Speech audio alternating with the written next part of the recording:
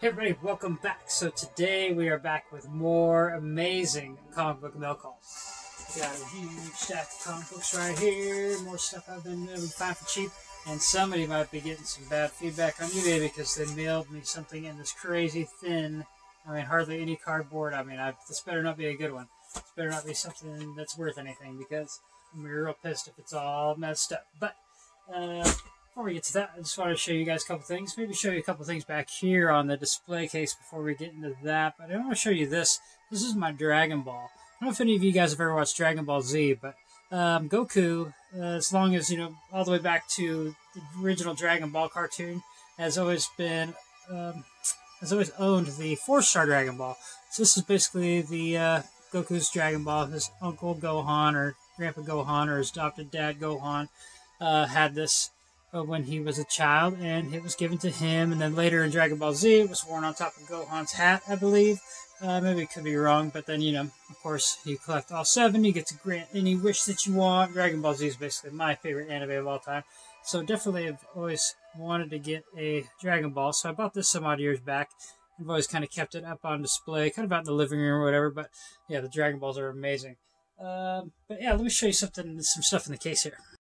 Alright, so I kind of have a couple of new things kind of set up in here just because, as you've seen in the last couple of videos, we've got some new stuff. So I put this guy in here with that, this guy in here with that, and then, of course, her in there with her, which is amazing. But up here, I don't know if I've ever shown you guys this up in real close detail. I got this old, they call them animated maquettes from Star Wars. This is the Princess Leia with R2-D2.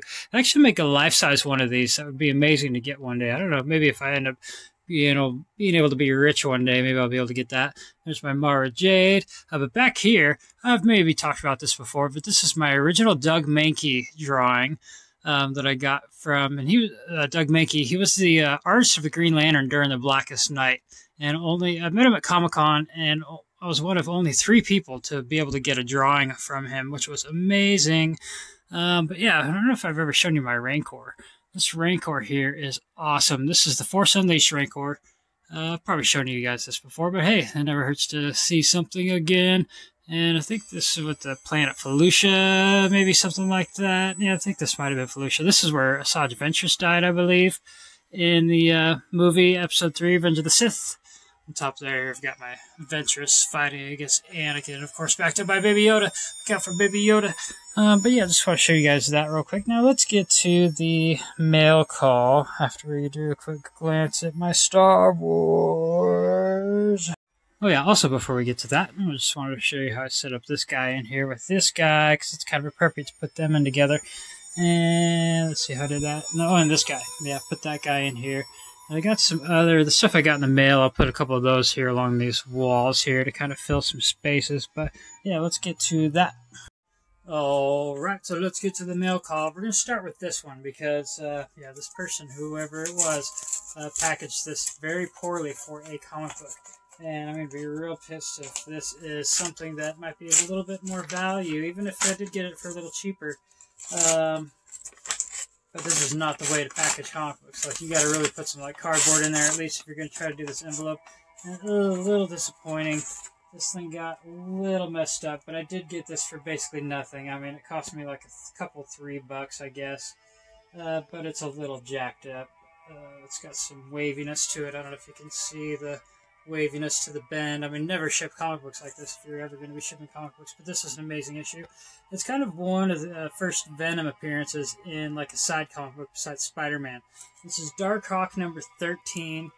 I just thought it was cool to pick up one of these older issues. I've never had this comic book before. A little disappointed in that, but I guess maybe if I put it on a different cardboard back, maybe it'll straighten itself out. But there's a little bit of weird scuffing here, maybe, that was caused from how they shipped it. I don't know. That's kind of a bummer. I guess it was so cheap, though, I'm not going to really, I guess I won't give them bad feedback, because I know how that feels. It's horrible to get bad feedback on eBay, just because if you get 1, 2, maybe 3 strikes, then you're out, and then they're like, oh, they ban your account forever, oh, you can't sell for life. So that's a bummer. So I won't complain too much, especially, like I said, I got it for real cheap. So let's go on here to the next one, and hopefully the rest will be better, because that was probably kind of the least cool out of all of these comic books we're about to see here. Ooh, come on, come on, come on. Let's see, door number 2. Door number 2 is... Oh yeah, I might also add, no baby yet. The baby still has not come. It is crazy late now. Any day now. Any day now, we will be seeing this bad boy. But like I said, by the time you guys are seeing this, it will have already been here. So let's get on. Come on, come on, come on. Be easy now. Be easy now. Okay, yeah, this is pretty cool. So this basically book is a continuation from that last one. And luckily this was a different seller because they packaged it a lot better than that guy did. But I'll peel off some of these masking tapes so I can bust it out in its full glory. Come on, full glory. Now this is basically the continuation from that last book. This is Dark Hawk number 14, and it's another Venom issue. I'm just on a huge Venom kick. I just love Venom and the Black Spider-Man, and, you know, of course, the Black Cat when she's in the symbiote, because that was amazing. But yes, Dark Hawk number 14. It's basically on Venom Island, and I think we see in the Amazing Spider-Man, what is it, number 347. So Spider-Man himself is on Venom Island, and basically does battle with him, and at the end, you know, Eddie Brock thinks he killed Spider-Man, but Spider-Man just basically put the remnants of his torn costume on another old skeleton he found, just to kind of fool Venom into thinking that he actually won and killed Spider-Man. So that's pretty awesome to get. That's another book I've never had ever before, so super exciting. And again, I got it for dirt cheap, just like I try to do on most comic books, because that's the thing that I like about comic books as opposed to a lot of Star Wars collecting, is it's super cheap to get some really cool things. Let's see here, what's in this one?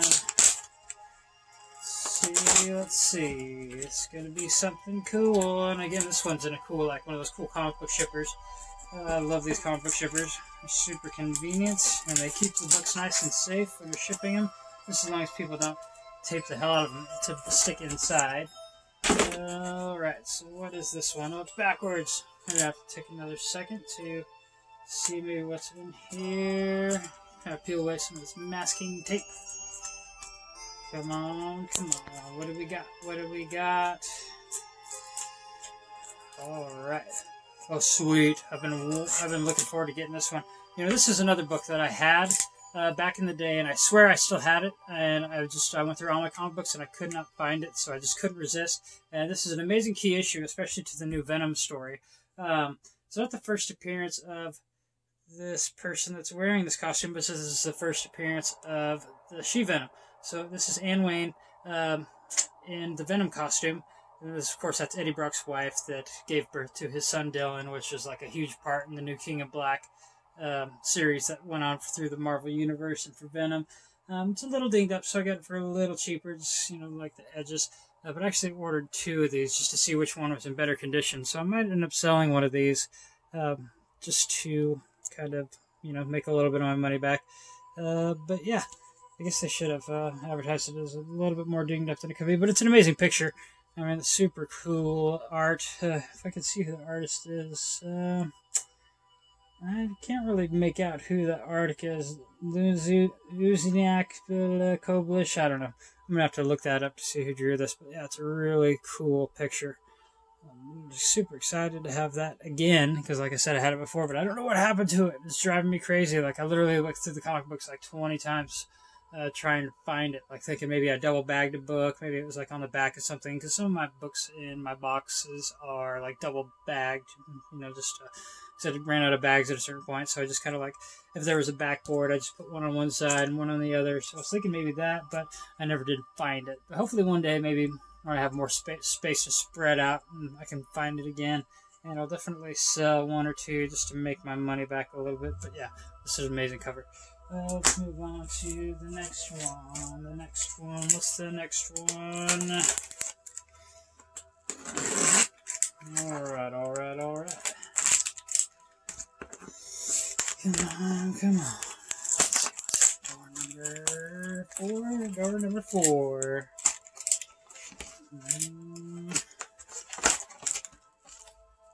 Another Another one of these cool shippers. Comic book shippers. I'm really going to have to figure out where to get these. Actually, I'm probably not going to need to buy any for quite some time because I've got plenty now. But it'd be kind of cool to figure out where these people are getting theirs. So I'm sure there's somewhere where you can buy them. Okay, yeah, no, this one's a really cool one. This one's old. Old. I mean, talking about the price tag on it originally, it was 10 cents. Originally a 10-cent comic book. And this is all badass in its glory. And I actually got a really good deal on this because the cover isn't exactly attached. Well, maybe it is attached, but it's kind of splitting, I guess, on the edges. But as far as the picture goes, this thing is amazing looking. And keep you in suspense. It's actually the original Green Lantern #2.